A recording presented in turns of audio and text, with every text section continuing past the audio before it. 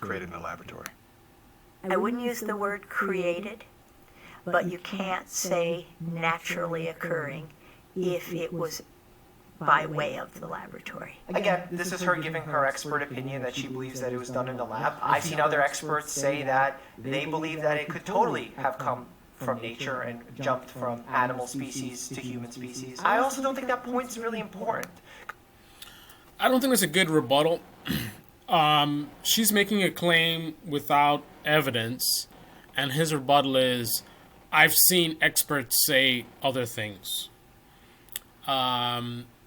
Unfortunately, there are people who use the fact that experts can be wrong to mask their disinformation, but it still is a fact that experts can be wrong. So to simply say you see experts that say other things without saying specifically what those experts say, it's kind of a weak rebuttal. Now, giving the details of what the expert is saying is not really proof because the expert could be wrong, right? But at least by presenting those details, you're giving an actual rebuttal where it's kind of like they're saying this, but here's why it's wrong. So the viewer can make up their minds and say, okay, so the expert is saying this lady's saying that, which one am I more leaning towards? But he doesn't give you that choice. He just says that there's people who disagree with her. And? Because there's never been any evidence to say that this was deliberate. In fact, if it was deliberate, this would be the worst ploy of all time. It's destroying the world economy, affecting everyone. And do you have any ideas of where? Okay, I have a problem with that sentiment that a lot of people have latched onto. And again, I think it's a lack of depth in your thought process, maybe a little bit of confirmation bias. Now, there are a lot of ridiculous people that are making a lot of ridiculous claims about the virus, it being some sort of conspiracy. So I can understand that it's easy to sort of have a dismissive attitude and to not really think too much about what they're saying, not put too much effort into it because you're just kind of having a dismissive attitude. But I don't think that's the right approach, because by doing that, that opens you up to giving a weak rebuttal that a clever individual can sort of attack and crush your point. So he's saying that it will be ridiculous for this to be a plot because it's all over the place, it's destroying the world economy, and in a vacuum, that's a very good point. If in fact this was an executed attack, then it's hard to think about what one would gain from doing it the way they did. However, if you look a little bit deeper, then you get into details about you have a virus that was created as a weapon, and it's all over the world, but those two things do not equate to a weapon being deployed, right? For example, let's say that I'm in Venezuela, right? And it is rumored that we have a nuclear weapon, right? And news comes out that there's some kind of incident where a lot of people are getting sick and they're dying, and it's insane. There's some kind of quarantine going on and all this kind of radiation poisoning, and it's all over the place.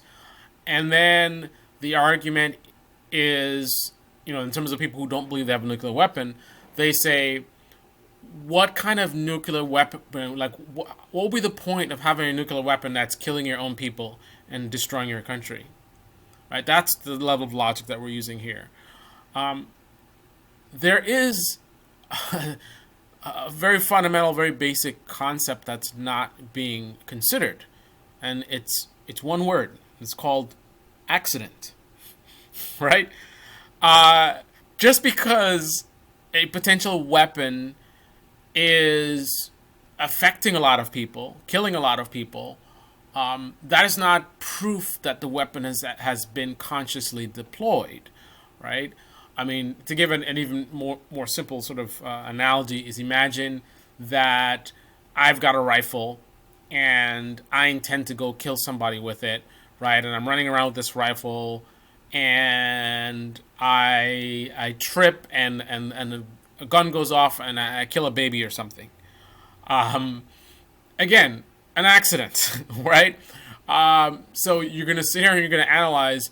Oh, why would he attack a baby? What does he get out of a baby? Maybe the baby wasn't the target, right? Again, accident. So, just to be clear, what I'm suggesting is not as a factual assertion, but as a possibility, is that you could have a weapon being developed in Wuhan, and then they screw up. There's a mistake. The virus gets out of the lab. This will not be the first time something like this has happened. So they lose control of the virus, and it gets out into the population, and it does what it's supposed to do. It's supposed to be highly contagious and spread. But it's one of those scenarios where you have a weapon, and the weapon ends up hurting you, right? Because you screwed up, right? The guy that shoots himself in the foot, right? So again, I'm not saying that is the case, but I'm just saying that it's a weak argument to say, oh, this couldn't have been from a lab. It can't be some kind of weapon, because what will be the point of a weapon where it's like it's everywhere, it's hurting everyone, it's hurting the economy? Maybe that wasn't the plan, right? I mean, that's not very difficult to conceive that wasn't the plan. And again, it could have been a lab mistake, right? Or a lab incident. So, again, I'm not saying that's what happened. I'm just saying that could have been the case that happened. So if you want to give a rebuttal to why it wasn't created in a lab, in terms of it being a weapon, you can't use the fact that it got out of the lab, in theory, and is spreading all over the world, including Wuhan. Right? I think you need a little bit of a stronger point than that. Then there's also people talking about it couldn't have been created in a lab.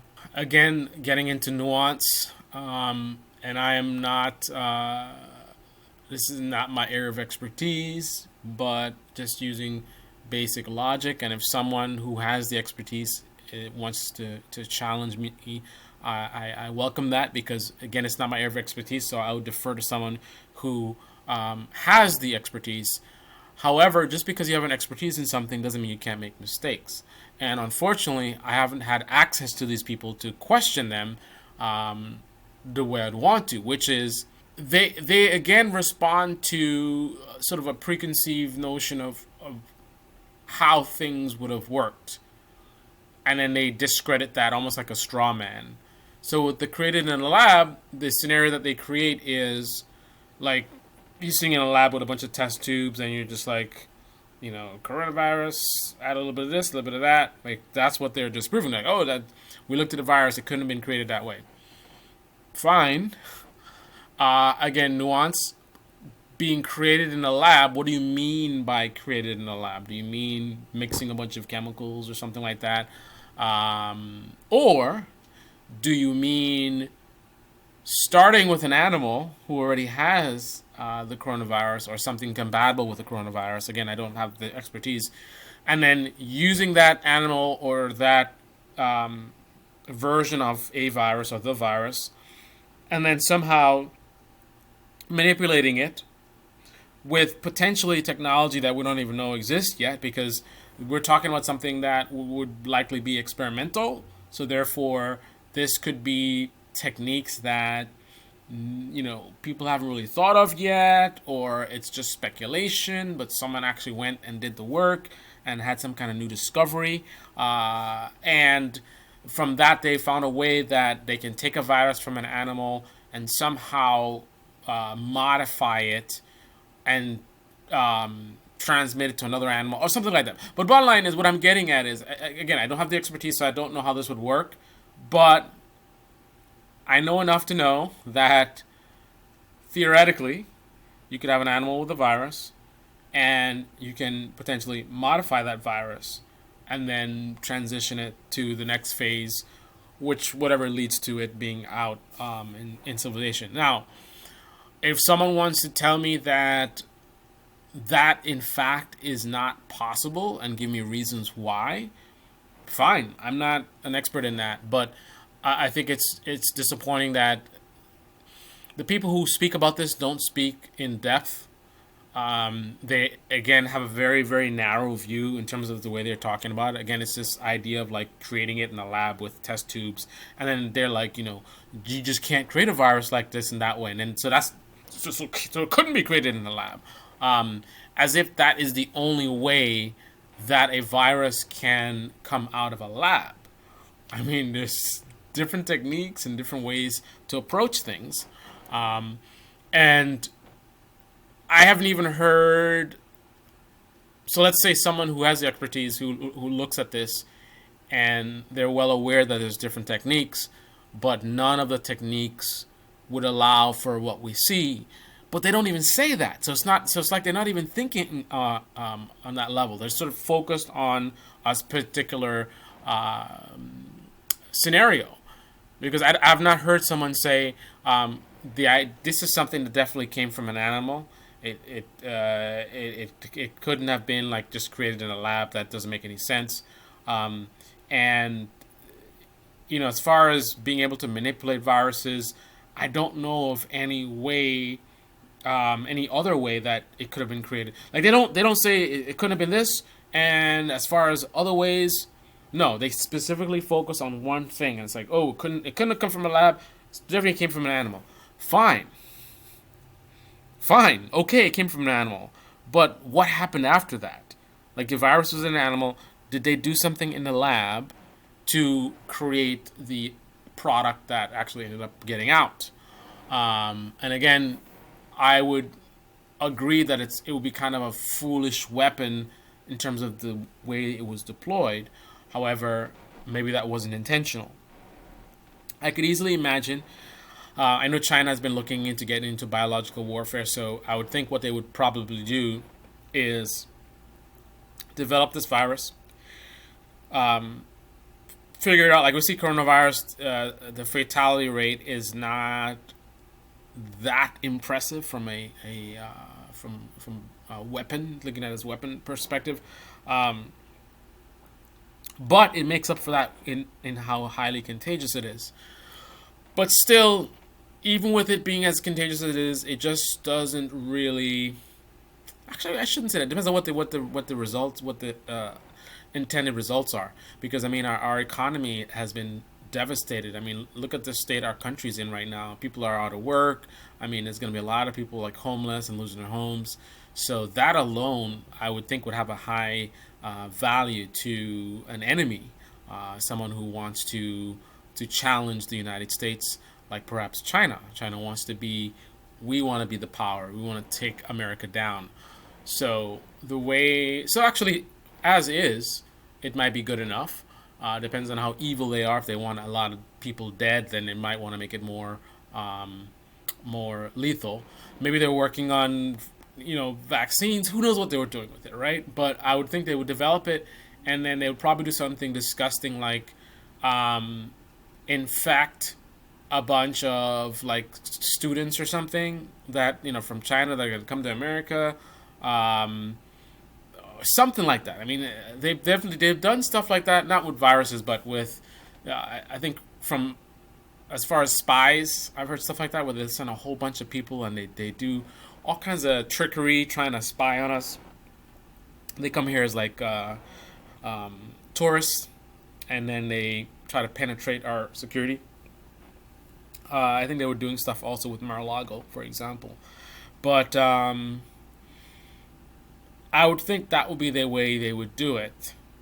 However, and again, but if there is an accident where it gets out prematurely, then I would explain it. So those are my thoughts on that. I think I have no evidence to prove whether it's a weapon or not, whether it was intentional or not.